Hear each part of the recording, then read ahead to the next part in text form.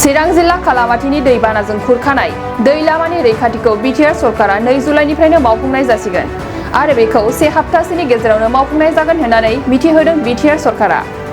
दिनै बिटिआरनि गाहाय मावफुं सोद्रोमा प्रमद बर' इएम रनजित बसुमतारी जथायै चिरां जिल्लानि सिङाव थानाय माख्रा दैमानि दैनि दाहारजों लोमजानानै खहा जानांनायखौ खौरां लाहैदों आरो हालाय हाफाय जानांनाय रायजो राजाफोरजों गोथौवैनो सावरायहैदों। लोगोसे खौरांगिरिनि सिगाङाव बर'नि गेजेराव माखासे हारिनि थैजों सोमोन्दो गैयै इउटुबारफोरा गाव गावनि मुलाम्फानि थाखाय जानला मोनला रायजो राजाफोरखौ गोनो गोथो खालामनायनिफ्राय सांग्रां जानो थाखाय खावलायदों आरो हारिनि थाखाय मावनो नागिरदोंब्ला मोजाङै मावथों होननानै हारिजों सोमोन्दो गैयै इउटुबारफोरखौ खावलायदों। नैबे आफां ओनसोलाव दैबानाजों माने लोमसाव जाबाय थाग्रा जोङो खालामाथियाव जाय प्रटेक्सन खालामो बेयाव माने नायनाय जाबाय सार मा फोरमायगोन? खालामाथिनि प्रटेक्सनखौ जों गाबोननिफ्रायनो होगोन।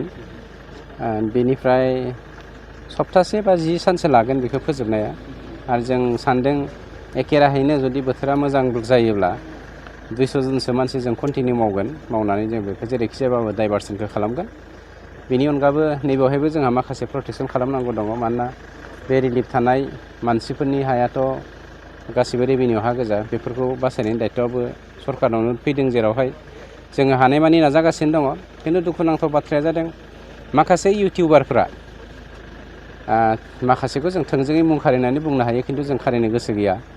माने जानला मोनला नङैनि हारिनि थैजों सोमोन्दो गैयै माखासे इउटिउबारफोर दङ गावनि बेक्तिगत सार्थखौ जाफुंहोग्रा। बिसोरो जाहाथा मेसेज होलाबायनानै मानसिनि गेजेरावहाय बिशृंखला सृष्टि खालामनो नागिरबाय दङ। आं बिथांमोनखौ सांग्रां जानो होदों। हारिनि थाखाय मावनो नागिरदोंब्ला आरो हारि मावनायजों लोगोसे गावनि उदैनिबो सोमोन्दो दंब्ला मोजां मावथों, नङाब्ला बे हारिया खहा जायो, बेखौ सांग्रां जानाया मोजां।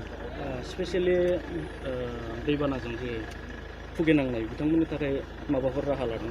राहा लामायाथ' ओरैनोथ' गभमेन्टनिफ्रायथ' होगासिनो दङ रिलिफ।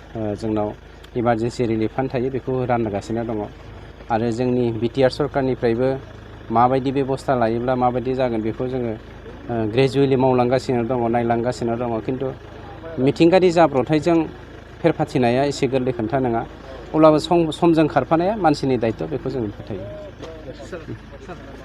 दैबानाजोंखि माखासे सुबुंफोरनि धोन सम्पतिफ्रा खहा जालांबाय, सोरबाया न' बां गैयै जालांबाय, बे न' बां गैयै सुबुंफोरनि थाखाय अबावबा थानायनि राहा खालामनो?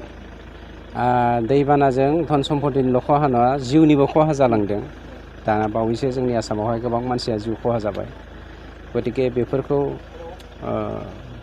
सरकार दं हिसाबै, डेम'क्रेसि हिसाबै डेम'क्रेटिकेलि माबायदि सापर्ट खालामनो हायो, मोनसे सिस्टेम दङ। बे सिस्टेम बायदियै गासैखौबो जोङो रिहेबिलिटेसन होनांगौ ना कम्पेनसेसन होनांगौ ना, बेखौ गभर्नमेन्टआ लागासिनो दङ।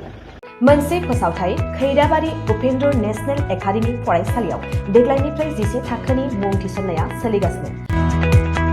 फरायसुला आरो फरायसुलिफ्रा थाखो 11आव मुं थिसननो गोनो गोथो जानानै दंब्ला एबा देग्लायनि मेट्रिक आनजादाव उथ्रिना गुबुन फरायसालिमाफोराव मुं थिसननायाव मानिबाफोर जेंना नुजाथिदोंब्ला नोंथांमोना जिंगा दासि। खैराबारि उपेन्द्र नेशनेल एकाडेमि फरायसालिया नोंथांमोननो थाखो 11नि सोलोंथाइ लानो खाबु होदों आरो बे फरायसालियाव दा मुं थिसननाया सोलिगासिनो दं। बे फरायसालिया उदालगुरि जिल्लायाव दं। मख'जाथावदि बे फरायसालियाव देग्लायनि मेट्रिक आनजादाव गासै 80 सा फरायसुला फरायसुलिफ्रा गासैबो मोजां जौखोन्दो लानानै उथ्रिसार जानो हादों। बे फरायसालियाव थानो थाखाय हस्टेलनिबो सुबिदा मोननो हागोन। गोबां मिन्थिनो थाखाय 6003576723 8486610047 आरो 9101511040 जानबुं अनजिमायाव जगाजग खालामनो हागोन।